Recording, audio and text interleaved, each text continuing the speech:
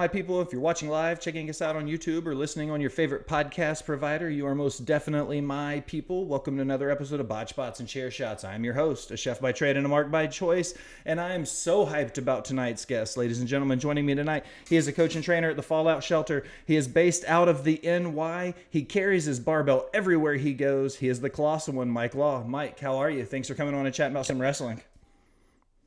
I love the name of the podcast, by the way. So thank you for having me. I appreciate it. Excellent, man. Let's go ahead and start at the top. How are things at the Fallout Shelter going for you guys? Good, good. You know, this is like kind of my favorite time of year to train. I love training every season, but I love the heat. You know what I mean? There's something about training in this type of environment that really separates the those that want to do this and those that, probably, have the desire, but probably the fortitude is not there. So it's going to be a lot of separating in the next few months. But we have a lot of strong people, a lot of characters, a lot of people with high, big personalities. So I'm enjoying this ride. I'm enjoying the journey, and along with the fellow coaches, Masha Slamovich from Impact Wrestling, Steve Pena, Santi, Coach Santi, I think, myself, as well as Joe Kim and Paul. Everyone has, lends a hand in creating what we hope is the next generation of talent in professional wrestling. Where did wrestling start for you, as one half of the question being as a fan and the other half as a professional? What wrestling were you exposed to as a child? And then what really made you go, okay, this is what I want to do for a living? Man, so the first match that I can recall was back when I watched Ricky Steamboat versus Randy Savage at Madison Square Garden. I remember telling a story a while back about how that night, I don't remember anything other than the fact that was a cage match. And till to this day, I still mark out to it, man. That's the one match that I've always wanted to be in that I've never been in the 20 plus years I've been wrestling. And it was Ricky Steamboat versus Randy Savage in the main event. As a fan, I was like, man, this is so cool, man. Like I was like 5 years old, 5 or 6. I remember my uncle, he had, those blower horns, those deals. So he was just sounding off at that. He had a couple of drinks in him, and the guys in front of us didn't like it too much. There was going to be a post-main event match afterwards. Going to be a dark match. I think security broke it up. But yeah, that was, as far as being a fan, that was my initial connection. I would watch a lot of WWF. I mean, it's really the only thing because it was a Northeast thing, really, and later on NWA and stuff like that, and ECW as a fan, a lot of AEWA, but that was like later on. I wasn't really exposed to that as much because Titan had the stronghold in the Northeast, especially New York. As far as I wanted to be in the wrestling team because I don't know, even back then I knew that if I had learned amateur wrestling, it probably would have been helpful in pro wrestling. So I never made any of the teams, but I will say that my uncle, he was a referee for like an underground promotion in Brooklyn called Arena Puerto Rico. Although at the time, I don't know if that was what it was called. And he got into it legitimately. One of the other guys, I guess, didn't like my uncle too much and legitimately broke a Heineken bottle over his head. And that was it for him. He was done. After that, he didn't want to referee no more. And he introduced me to this guy named Pedro Rodriguez, who was like 5 foot nothing, but he was jacked, man. I mean, this dude was like, he was made out of granite. Just jacked. And Hurricane, freaking wrestling name. But anyway, he introduced me to him. I was 15 years old. I started training in August of 1998. And then, it wasn't much training as much as me getting my ass kicked every day. Every time I went in, it was me getting beat up. And I guess it was a way for them to test you at the time. I don't know if you could get away with that these days, but that's the way they kind of just broke you in the business was, before you learned anything, you would just they tested you a lot to see if you had the fortitude to continue. So starting your career in the late 90s versus where we're at in 2022, what are some of the biggest changes you've seen in the business, especially on the indie scene? I think social media is a huge influence. Obviously, there are positive and negatives to it because I remember the time when I would take a VHS tape And for you to know who that is, just look it up. It's a VHS tape and a hard copy of my resume of whatever, indie that I'd done. I didn't have my first pro match until like 2001, meaning I didn't get paid or, have like a legitimate professional match until like 2001 for NWA Over the Top in New Jersey. I don't know. I kind of just miss picking up the phone and calling a promoter or getting a call from a promoter. I always thought that was like a cool deal. A lot of that communication has changed. I think there was like pro wrestling at that, especially during the late '90s, early 2000s, heavily influenced by ECW and hardcore wrestling. And I know now, looking back, you look at CTE and stuff like that. It's like, shit. Sometimes it probably some of us should have taken some time off. I know I got my fair share of concussions during those times, but I think the advent of like stuff like that, like CT, and just knowing that we got to protect ourselves better. I think it was a grittiness to it. You know what I mean? Like if you watch any of that stuff in the '90s, no way you could get away with a lot of that stuff. There's no way. I mean, I just don't even think. I think from the training standpoint, legally, some of the beatings that were handed out definitely couldn't get away with it. I mean, I saw some shit, man. Like, sometimes it was justified. You know what I'm saying? Like, well, sometimes I would think like, it was a way of kind of differentiating the pretenders from the guys who were going to do this thing. And don't get me wrong, there were times where I second, third, I rethought my process a lot of times. I think there was a grittiness to it back then.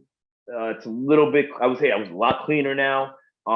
Definitely a lot more inviting. I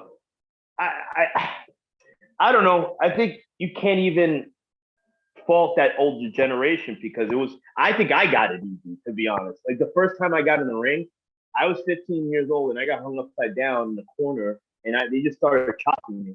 Like it was a conga line of like workers and they were just chopping the shit out of me while I was hanging upside down, my shirt over my head. And I don't know. I remember thinking to myself, like, they probably want me to quit and I'm not going to do it. You know what I mean? Like, it was just, I don't know if it's the Puerto Rican in me or whatever, or, it's just the pride in me that was like, I can't let anybody win, and I think there's a toughness now in terms of like athleticism, but I think there was a ruggedness that we've somehow lost from the time that I started in 1998 till now. I think this is a tough business and it is a physical business, and I'm just saying you can still be tough without having to kill somebody. There is that way of doing this thing of ours. So I think there needs to be a better process of kind of making people get to that next level of being what we consider a professional wrestler. So when you're in That was a this, long-winded response. Sorry. no, that was perfect. I'm really interested in hearing some of those stories going back and forth with some of the guys that were brought up in, when I say the old days or the golden days, back before the Turner buyout, even in the territories when they were traveling and they were on the road. Then you get to guys who are in that, I'll call it the attitude era of wrestling, that mid to late '90s. You know what I mean? And then even the stories that I hear from the guys that have started in the late 2000s. So it's funny to me how similar the stories are from each generation of wrestler that I've had a chance to talk to. So it's fascinating to hear some of the similarities and some of the struggles based on your story and some of the other stories I've had a chance to hear from guys coming up in that same period. Yeah, and like I said, I think I've had a little bit easier than I don't know. I mean, people would probably look at it and go, "Oh, that's like barbaric," And I'm sure if I had shown my parents all the welts and the bloody chest from that, they probably would have told me never to go back there. But to me, I also looked at it this way. I go, there were guys in that ring that could have legitimately put me out and hurt me for good. And if they wanted to, they could have. And I would have either known how to defend myself at the time, or I could have, and they would have done it anyway because they were legitimate in some sort of, ability to hurt somebody. But like I said, I feel like, okay, like even after like 6 or 7 months of getting just the crap beat out of me, I earned the respect, but I also at the same time, like, well, I don't think you should beat the hell out of people these days. I don't think, that's not the way I train people. And even Paul Shelton, none of the other coaches go that route. I think, there is a little bit of tough love that's involved with what we do. So this is going to seem like a really weird question. I hope I word it right for you. I've heard a lot of Never. I've heard a lot of trainers describe the collar and elbow as the once upon a time with the story that's told in the ring. Okay, so it's the start of Right. every story. What would be the thing that you would teach somebody when you're working on their finish? What would you say would be that one part that's like really important to you when you're finishing the match, telling the end of the story? If the I collar and always tell elbow, people, if the collar and elbow start it, what's something you look for in your trainees when you want to end it? that's a great question, Will. I always tell a lot of my trainees, always find a counter to your very own finish. Meaning, if your finish is an RKO, always look to have a counter to it. The reason I say that is because you want there to be a build. If this is indeed your finisher and you're protecting it, there should be some sort of build to it where, you try it once, person either counters it, gets out of it somehow, and then ultimately when you finally do hit it, it means something. You know what I mean? Like there's a build to it. So you don't necessarily have to hit it all. You don't have to necessarily do all that teasing at the end of the match. But I figure if you tease it in the beginning and then maybe somewhere in the middle, and then you finally get your shot and you kill, it's a kill shot. Boom, you hit them out of nowhere, whatever. Your big finish. I always say like always try to look for counters towards your own finish that you can pitch to your opponent. Oddly enough, so that way they can kind of gauge or look at it as in that perspective, and then when that finally hit that big move or that maneuver, the fans get it. Even if they've never seen you before, they're like, oh, okay, that's what he meant to go for, and that's what he finally got. And that's what got the win, and it makes kind of correlates all together.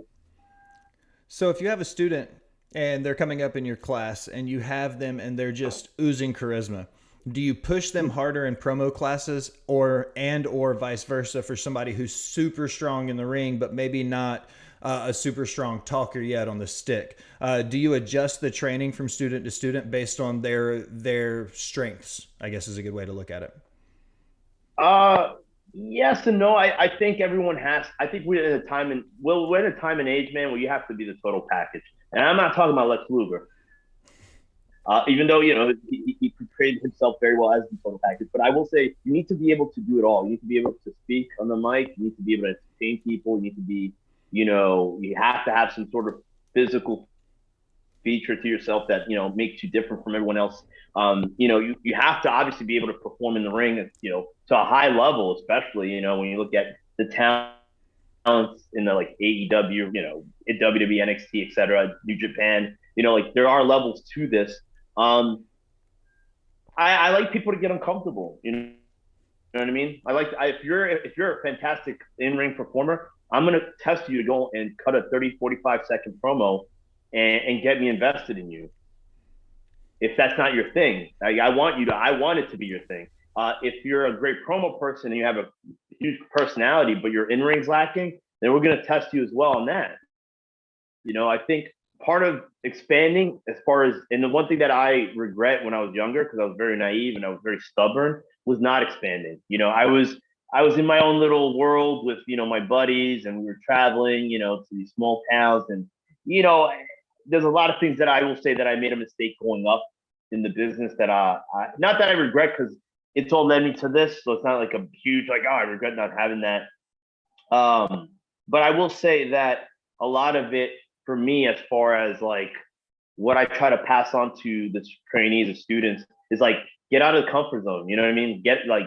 Don't just, once they're ready to get to that next level in terms of like getting on to independence and, hopefully larger organizations, don't just settle for wrestling out in New York or New Jersey.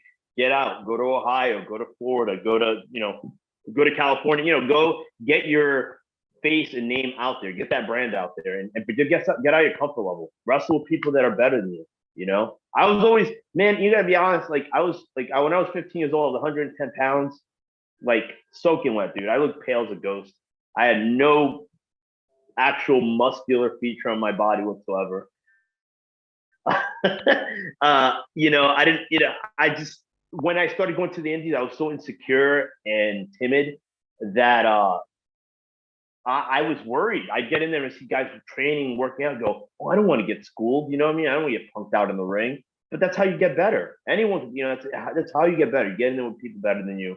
But as far as like training towards people's strong suits, I try to go out of it so that way they can be uncomfortable. So that way they can, find the courage to overcome like whatever part of their game is flawed.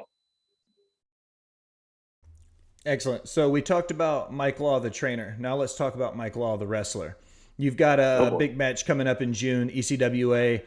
Sam Shields, you're having a shot at the gold again. What's it like looking down the barrel, having another chance to become a champion again? It's funny. I was talking to my friend about this a few days ago. Like I've known Sam Shields for like an eternity. You know what I mean? And in all honesty, in 2001, wow, my very first pro match was against Sam Shields at NWA Over the Top for Fred Rubenstein, Dan O'Connell, and Doc Diamond. I was funny because we were talking about it. I go, I don't know if Doc Diamond's still alive. Doc, if you're still alive, hope all's well with you. But he was the very first professional match I had. And I'll say this, like, I did get better. I was like, my stripes were shitty. There was a lot of things that I didn't pick up. And then I started training and wrestling with guys like Sam Shields and Spyro BKNY, got Wrestle Soul, and a few other guys. And it made me better. So I find it kind of funny because we go back down now to June 25th for the ECW heavyweight title. And I think, in my opinion, like it's the other way around. I think he knows that it's all come full circle, you know what I mean? And I feel like even though he dedicated a small portion of his time in the business, really hard to the wrestling business, and he did the tryouts with Ring of Honor, he did the tryouts with NXT, or I guess NXT, FCW at the time, Impact. He did all those things, but I think overall, I think he has to realize that at this point, I've made a bigger impact in wrestling than he has. You know what I mean? And it's not me just talking. I think anyone could clearly see, like, if you could put our careers on side to side analysis, you would know that I've accomplished more than he has. I was the first ECWA heavyweight champion to defend that title outside of the United States. There were going to be more title defenses. Fortunately, I lost the title, and then I didn't come back to the business. It was a business decision. But as far as that, man, like, I'm ready, man. I'm ready to have that title around my waist. I'm ready to. And it's not a knock on anyone else, man. And I know the close friends of mine will probably hear this and think I'm a dickhead, but I'm saying that me personally, it's time for me to take that title and make people care about it again. I'm sorry, you know what I mean? And if it's anyone who takes offense to it that may have had that title before in terms of the last few months or years, there's no denying it. You know what I mean? When I win a title, when it makes its rounds, you know what I mean? It's a big deal. And it's because I've invested in myself, in my brand. I've worked my ass off. You know what I mean? I train, I work out. It's like, it's not just me saying I'm a wrestler. I am a wrestler. I live this life. And I feel since I started coming back in 2015 that I've been doing that. You know what I mean? That I've led by example. So, for me, the ECWA title, it's the longest running, independent company in the world, rather than, CMLL as far as independence say the United States. Let's say United States. And I feel that, I'm going to represent that company better than anybody else will. And Sam Shields, I think, knows that. I think the promoters know that. I think I know the fans know that. So we'll see what happens on June 25th. You also have another big debut coming up in July with Guts and Glory.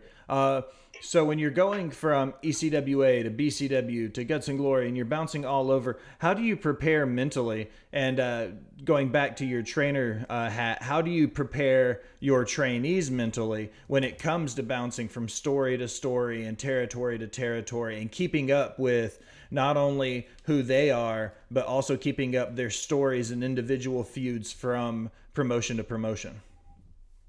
That's a great question. Well, I think a lot of times it just showcases again, I'm putting myself over here, my versatility, because I feel that not everyone could just jump, hey, I'm this guy at ECWA, right? And then I'm this guy at Guts and Glory or On Point. Like, if you look at my matches at On Point Wrestling, for example, yeah, yes, I did my first ever death match against Kid Osborne there. But that style of what I incorporate at On Point is more of a hardcore style. I think if you saw my match with Brandon Kirk, you can definitely see that that style is catered more to that audience. For me, it's just the professionalism of knowing, hey, this is what I need to do. This is the audience that I'm wrestling in front of, and this is what the story I have to convey to them. You know what I mean? Like, uh, wrestling's a very, I, it's a very, I'm taking a phrase from Coach Jorge Santi. It's a very abstract industry. You know what I mean? Like, what you're considered to do today may change a week from now, 2 days from now. So I think for me, I want people to know that after it's all said and done, that I was one of the most versatile professional wrestlers. You know, whether you needed me to, I'm not a card filler. I'll be honest. Like, I think I'm beyond that point, and I think a lot of people know that. So I'm not the guy that you're gonna call. Hey, can you fill in this spot for me? What do you need done? What is the purpose of what we need to do to get the audience, to come back? You know what I mean? And I worked very hard at that. I put, a lot of work in my reputation, and I've always tried to do business well. You know what I mean? Like, does it always happen? No, but I've always maintained that I've always tried to do business with everyone the way I would want people to do business with me. And I just tell a lot of the students, hey guys, you have to be adaptable. You have to be able to adapt to any situation you're given. Things will change at the drop of a dime. Cards subject to change. You just never know, and you got to be able to work around that. And that's the way I feel about myself. And so I pass that along to the trainees at the Fallout Shelter. Excellent, Mike. I close all of my interviews with 5 rapid fire questions. I've got yours queued up and ready to go. You ready? Yeah. Oh boy. Okay, give me a two stiff. All right. What's your favorite venue you've ever wrestled in? Wow. There's a lot of them. I will say, Capital Wrestling had a church in New Jersey, in Jersey City, that was, I mean, no pun intended, godly. It was amazing, and I'm bummed out that we never got to go back there. We did 2 shows there, and then I don't know what happened, but that venue, for my money, was one of the coolest looking videos. So badass. What is your favorite move to teach a student? Anything. Like, if there's one technique, one move, one stretch, anything you like, the one thing you're just like, man, this is my favorite thing to teach. Um, Arm drags. I love teaching arm drags. I love giving them. I love taking them. I think they're so cool, man. If you can really time those well and just hook it and get the person and get that flip over, man, it's such a cool, easy move. I would say back body drop is second, because I love taking those things. Again, very simple. No one really does them as much anymore. I go pretty high with those.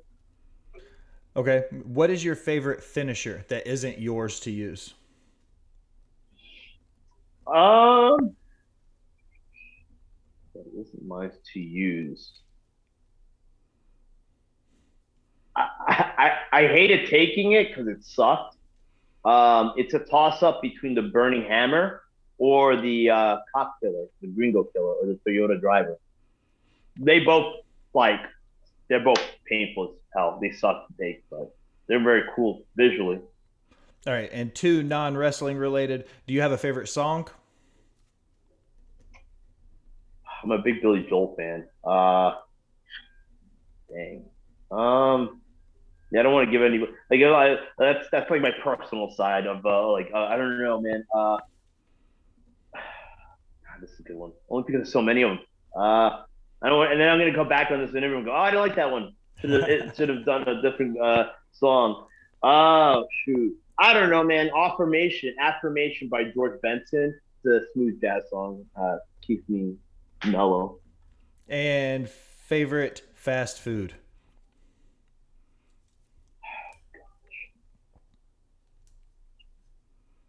Used to be pizza.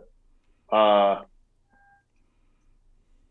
is Yeah, I guess pizza. Pizza can't you can't go wrong. You know what I mean? I mean, I guess you could if you go to certain places, but New York, I mean, pretty much it's all sells itself, really. Excellent. Well, Mike, I appreciate you stopping by and chatting about some wrestling, man. This is the part where I give you the mic for a second and I just tell everybody, plug your socials, tell everybody where to find you and stuff like that. All right, Will, thank you very much, man. You can find me on Twitter and Instagram. Very simple, at Colossal Mike Law. You can purchase my shirts on storefrontier.com. Just search Colossal Mike Law, as well as Pro Wrestling Tees. I do have the official. These will not be available online. These will officially be available through me directly. This is the Death Match Mike, garbage pail kid version of myself. And those are available directly through me. You can DM me or email me at thecolossalmikelaw@gmail.com for more information.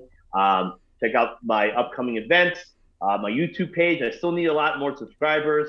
And again, Colossal Mike Law, all across the board. Also, I can't forget my barbell, Barbie B. She has her own Instagram and her own Twitter, and that's at Real Barbell on Twitter and Instagram. Excellent. That's it, I think.